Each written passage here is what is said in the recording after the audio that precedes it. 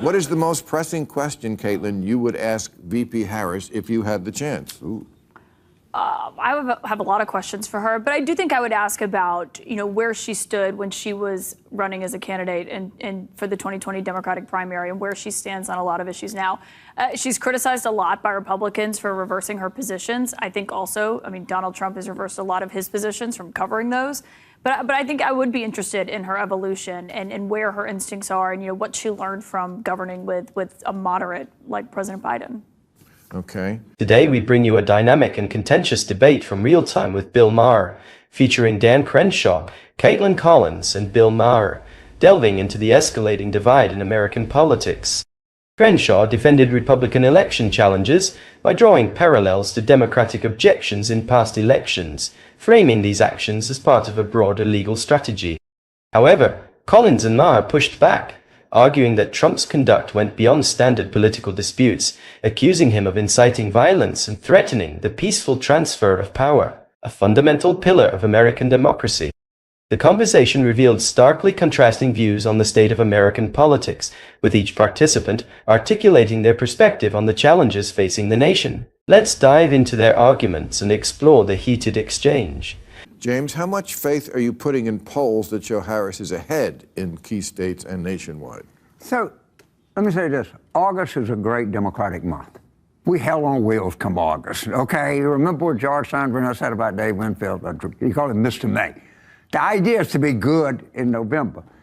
And I tell Democrats some caution here. First of all, most quants say we have to win by 3 in the popular vote to win the Electoral College. So when you see a poll that says we 2 up, well, that's actually you're 1 down if the poll is correct. Yeah, you lose. The other thing is Trump traditionally, when he's on the ballot, chronically underpolls. All right? And so they came back late in Wisconsin, Michigan, and Pennsylvania in 2020, and it showed Biden winning these states 7, 8 points. Underpolls meaning Trump's going to do better than the polling shows? I'm saying because traditionally, he underpolls.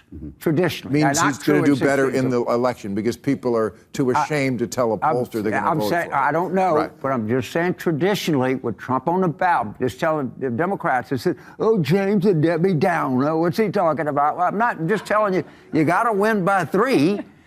And I think we can get there. I think the debate on September 10th is going to be so consequential, and it's going to have an audience that we can't believe, because what does America love? A train wreck. Donald Trump's political strategy remains a topic of intense debate, particularly regarding his ability to defy expectations and appeal to his base. James Carville cautioned Democrats against placing too much trust in favorable polling, emphasizing Trump's historical trend of outperforming projections.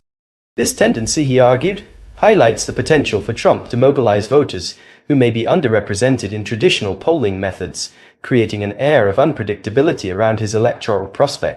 Carville further noted that Trump's popularity with certain segments of the electorate could lead to closer races than many Democrats anticipate. I agree on that. Do you guys have that debate? It's ABC debate. ABC debate. If it happens, I still think it's an open question. Really? Trump's going to go. He's got to. You think that Trump is going to pull out? I think Trump is nervous about it. I think Trump, I talked to a lot of sources in his world. I think he has really struggled with it. It's not just a narrative or a talking point from Democrats. He really has struggled with how to combat her. And I think going into that debate, he does not really want to do it. I think it's difficult, if not impossible, for him to pull out because his campaign manager had cards printed that said anywhere, anytime, any place for President Biden, and it would look weak. But I don't think he's looking forward to it at this point. No.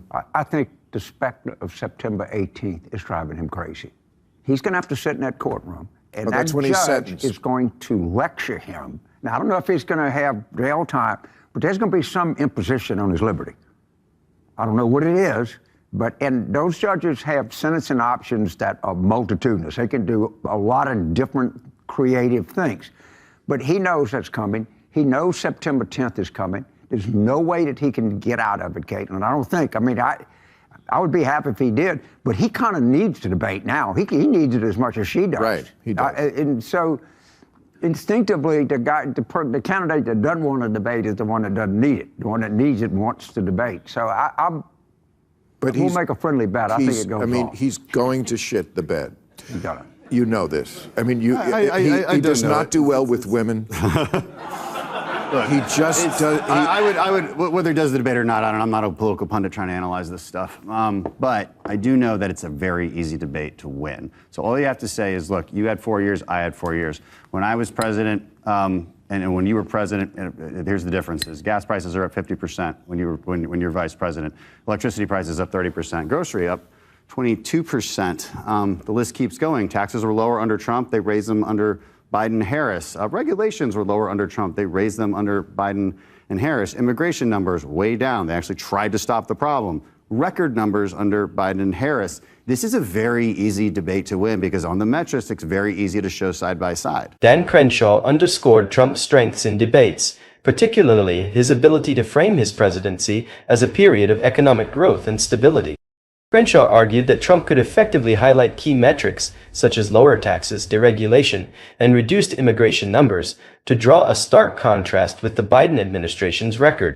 This strategy, he suggested, could resonate with voters dissatisfied with rising inflation, higher energy prices, and other economic concerns under the current administration. Crenshaw characterized these points as easy wins for Trump in a head-to-head debate scenario, provided he stays on message. However, Trump's campaign also faces significant liabilities, including his penchant for making controversial statements and actions that sometimes overshadow his messaging.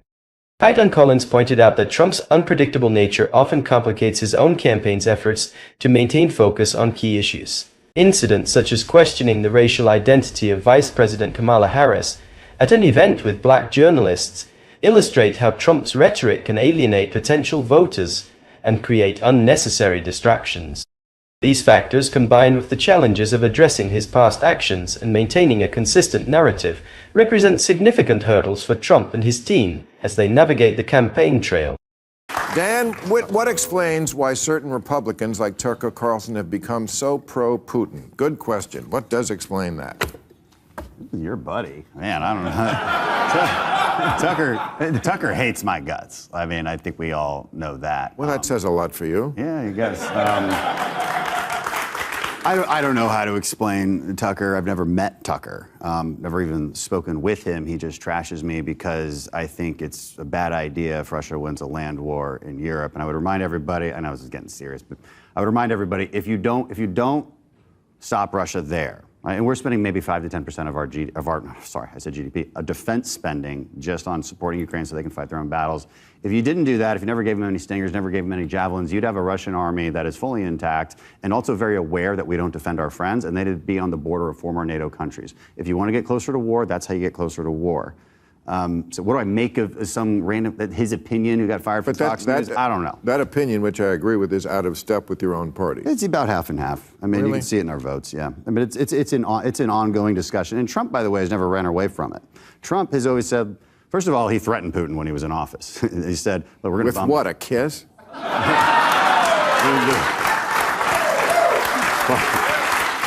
In a culture like Russia's, that would be a threat. Right. But no, he said, purportedly said, I'm going to bomb the shit out of Moscow if you invade Ukraine. In any case, we know he didn't invade Ukraine while he was president. He increased the lethal aid to Ukraine by a lot, actually. And he's never said he's backing away from Ukraine. What he has said is it should be a loan, we should have mining rights, Europeans should pay more, all things I think we all agree with. Okay. Except that whole impeachment thing. Which part? The ones that Trump was Democrats impeached impeached him for? withholding aid to Ukraine. The thing that Biden did before Good that. point. Yeah, I forgot about that. Yeah. Well, but that's diplomacy. And Biden did the exact. That's not diplomacy. Biden did the exact same thing, literally to the exact same country. No, he didn't. Yes, Really? he did. What did he do? He was bragging about withholding aid unless they fired that the prosecutor. corrupt they did. prosecutor, right, which is what exactly. your party complains about That's when diplomacy. sending aid to them. So American presidents have that power to say, no, we're going to withhold aid because we don't like what you're doing. If our State Department and I'm not bashing Biden for doing that either, by the way. But Trump was withholding aid because he wanted an impeach somebody for investigation doing what into is Hunter within their Biden. powers as the president. Sorry, The discussion also touched on Tucker Carlson's controversial views on Russia, with Crenshaw outright dismissing Carlson's pro-Putin stance. Crenshaw distanced himself from Carlson, noting that his criticisms stemmed from a principled opposition to Russian aggression and a belief in the importance of supporting us allies. Crenshaw emphasized that supporting Ukraine is not about partisan alignment, but about maintaining global stability and upholding commitments to democratic nations. Bill Maher introduced another perspective by suggesting that some Republicans admire Russia's lack of multiculturalism, presenting it as a counterpoint to the increasingly diverse and multiracial societies in the West. Crenshaw refuted this claim, arguing that such generalizations oversimplify Republican views and fail to account for the broader ideological spectrum within the party. This exchange highlighted not only the complexities of US foreign policy, but also the cultural and ideological debates influencing perceptions of Russia within American politics. If you enjoyed this content, don't forget to subscribe to the channel for more thought-provoking discussions and debates. Your support helps us bring you the latest insights on politics, culture, and current events. Thank you for watching, and we look forward to seeing you in the next video.